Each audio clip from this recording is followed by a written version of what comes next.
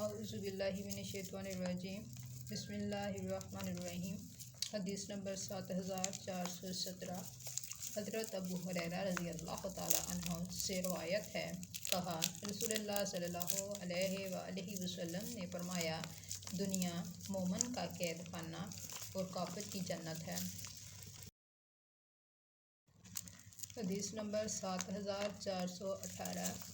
سلیمان بن بلال نے جعفر سے، انہوں نے اپنے والد سے اور انہوں نے حضرت جابر بن عبداللہ رضی اللہ تعالیٰ عنہما سے روایت کی کہ رسول اللہ صلی اللہ علیہ وآلہ وسلم مدینہ کی کسی بالائی جانب سے داخل ہوتے ہوئے بازار سے گزرے۔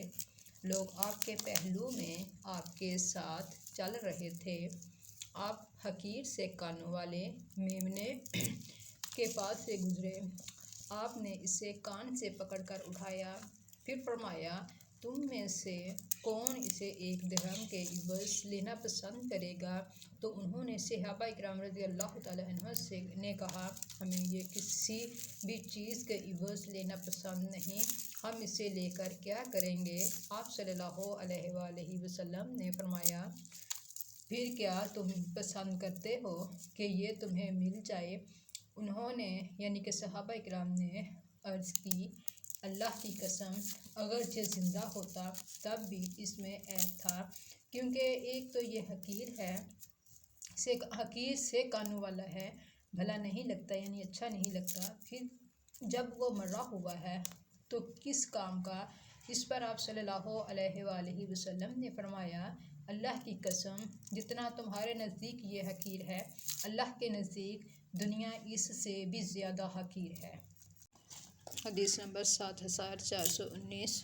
محمد بن مثنیٰ عنزہ اور ابراہیم بن محمد بن عرارہ سامی نے مجھے حدیث بیان کی۔ دونوں نے کہا، ہمیں عبدالوہاب ثقفی نے جعفر صادق سے حدیث بیان کی، انہوں نے اپنے والد محمد باقر سے، انہوں نے حضرت جابر رضی اللہ تعالیٰ عنہ سے، انہوں نے نبی کریم صلی اللہ علیہ وآلہ وسلم سے اسی کے مانند روایت کی۔ البتہ ثقفی کی روایت میں ہے، صحابہ کرام رضی اللہ تعالیٰ عنہ نے کہا، اگر یہ زندہ ہوتا تب بھی حقیر سے کانوں والا ہونا اس کا عیب تھا۔ حدیث نمبر 7420۔ حمام بن یحییٰ بن دینار نے ہمیں حدیث بیان کی، کہا، ہمیں قتادہ نے معترف سے، انہوں نے اپنے والد حضرت عبداللہ بن شخیر رضی اللہ تعالیٰ عنہ سے روایت کی، کہا، میں نبی کریم صلی اللہ علیہ وآلہ وسلم کی خدمت میں حاضر ہوا جب کہ آپ سورۃ الہاکم التکاثر تلاوت فرما رہے تھے۔ آپ نے فرمایا، ابن آدم کہتا ہے، میرا مال، میرا مال۔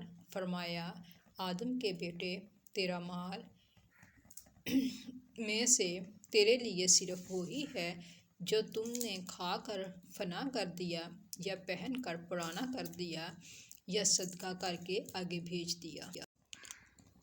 حدیث نمبر 7421۔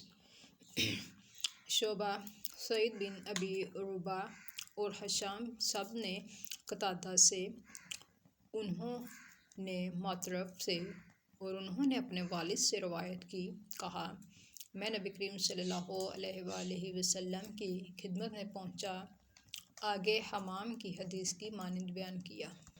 حدیث نمبر 7422۔ حفص بن میسرہ نے علاء بن عبد الرحمن سے، انہوں نے اپنے والد سے اور انہوں نے حضرت ابو ہریرہ رضی اللہ تعالیٰ عنہ سے روایت کی کہ رسول اللہ صلی اللہ علیہ وآلہ وسلم نے فرمایا، بندہ کہتا ہے، میرا مال، میرا مال، اس کے لیے تو اس کے مال سے صرف 3 چیزیں ہیں، جو اس نے کھایا اور فنا کر دیا، یا جو پہنا اور بسیدہ کر دیا، یا جو کسی کو دے کر آخرت کے لیے ذخیرہ کر لیا، اس کے سوا جو کچھ بھی ہے تو وہ بندہ جانے والا اور اس مال کو لوگوں کے لیے چھوڑ جانے والا۔ حدیث نمبر 7423۔ محمد بن جعفر نے کہا، مجھے علاء بن عبد الرحمن نے اسی سند کے ساتھ اسی کے مانند بیان کیا۔ حدیث نمبر 7424۔ عبداللہ بن ابی بکر نے کہا، میں نے حضرت انس بن مالک رضی اللہ تعالیٰ عنہ کو کہتے ہوئے سنا کہ رسول اللہ صلی اللہ علیہ وآلہ وسلم نے فرمایا، میت کے پیچھے 3 چیزیں ہوتی ہیں، ان میں سے 2 لوٹ آتی ہیں اور ایک ساتھ وہ جاتی ہے۔ اس کے گھر والے، اس کا مال اور اس کا عمل اس کے پیچھے ہوتے ہیں۔